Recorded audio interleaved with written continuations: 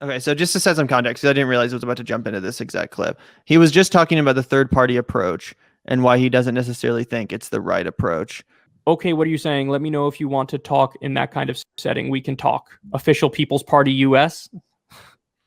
So I guess this is Nick Brana who wants to like bait me into some sort of debate. Dude, I wish you well. I hope you build your party. The last thing you should want is a prominent lefty YouTuber to like be put in a position where I come out strongly against you. See, that's the thing you don't understand. I hope you succeed. I just don't think you will. There's a big difference. I want you to do well. I don't think you're going to do well. I'm doing an objective description of what I think will happen. That's not saying I want you to not do well. I hope you do well. I just don't think you're going to do well. So I don't know why you would even want to lean in to have a prominent left YouTuber come out more against you. Because if we have a debate and a discussion and you find out all the ways in which I disagree with you, I promise you it's not going to go well for you. So what you should do is accept my tepid support of like, I hope you do well while thinking you're not going to do well.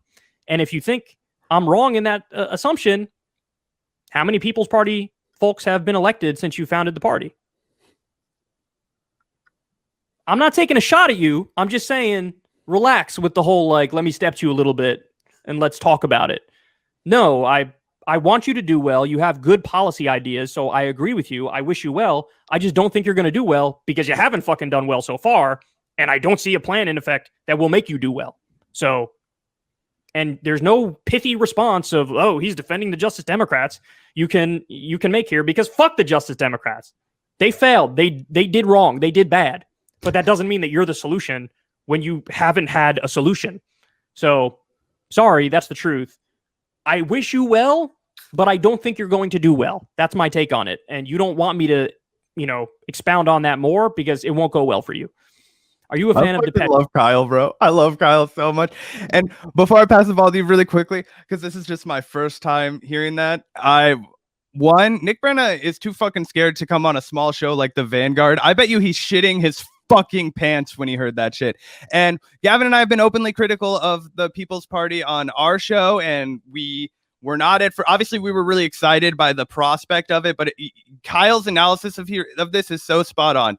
Look, everything indicates that this is going to fail miserably. They're doing absolutely nothing to work to actually get real people elected. They're going to perform worse than the Green Party does. Oh, yeah. And actually, we've probably been more critical of the MPP than any other lefty independent media outlet that exists. We've actually done a full-scale investigation and report on what's going on in MPP. And what we found over the course of several months after talking to several activists and volunteers and trying, though failing to get through to Nick and the people at MPP, is that it's a organization that exists with no accountability, no financial transparency.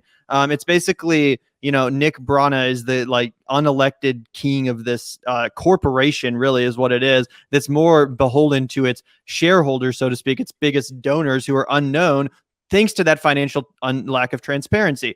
So the People's Party is a borderline grift, guys, in my opinion, at least. Borderline scam. Come out and prove us otherwise. And yeah, then that's the thing. We've invited these dudes, and we know that they've seen it. They know who the fucking Vanguard are. They've read our messages.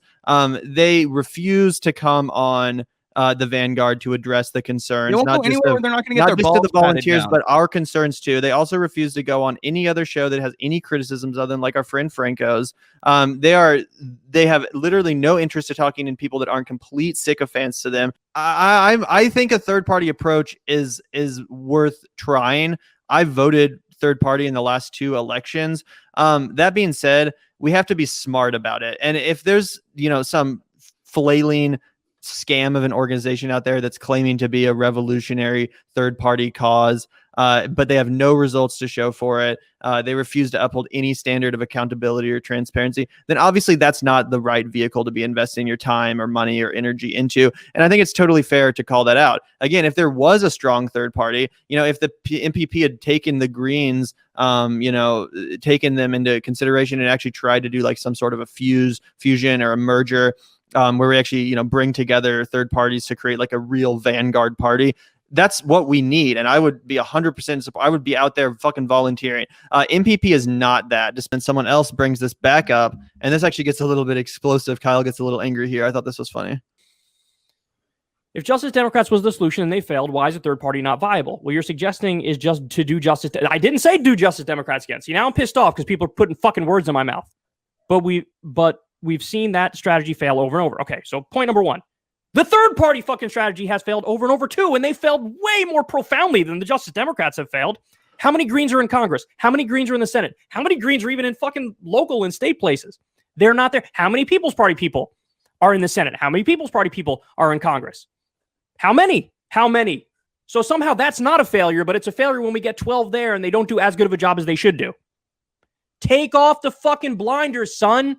Take off the blinder. People are holding on to this thing in a religious, cultish type way. This idea of a third party. I'll believe it's going to happen when RC Cola overtakes Coca-Cola and Pepsi. It's not going to fucking happen. It's not going to happen. And again, if you want to try it, go right ahead. I wish you well. I do. I just don't think it's going to work. I'm not going to bullshit you guys and say, yeah, oh, we're really close in the next election cycle to having a People's Party president or even one People's Party senator. You're not even going to get one fucking senator. Not even one. Not even one. So the fucking difference between me and people like this is that I'm willing to admit Justice Democrats failed. I'm willing to admit that.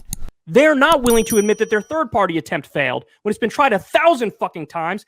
And by the way, if anyone's like listening to this and they're like, oh, this doesn't sound like someone that I would agree with, Kyle Kulinski did vote for Jill Stein in 2016. He's not an advocate for voting the lesser. I don't think he voted for Joe Biden. Yeah, exactly. So his analysis is that as it currently stands, the third party movement is unviable. And that's something I agree with, even as someone who does advocate the third party strategy. Again, the Green Party ain't doing anything. MPP ain't doing anything. And that's why on this show, when we do talk about third parties, we talk about ways in which a potential third party movement actually could improve and could maybe become a viable force in American politics. Again, we've talked about how the Green Party doesn't even try to win. They don't even run candidates that have a chance of winning. They don't even try to court candidates that have a little bit more name recognition, a little bit more of an ability to ruffle feathers and to force the media to cover them. People like Jesse Ventura, who actually expressed explicit interest in running under their ticket, was kind of just like shamed out of the way in favor of Howie Hawkins, who we all knew wasn't going to garner more than 1% of the vote. So yeah, it is an embarrassing state of affairs. And I think that's an honest analysis from Kyle Kulinski. And honestly, that's why people like Secular Talk, is because they can go to him and know they're going to get an honest take. They know they're going to get his real ass opinion. And again, even as someone who's not a proponent of voting the lesser of two evils or just voting Joe Biden, he didn't. So I just think it's really, really a testament to his honesty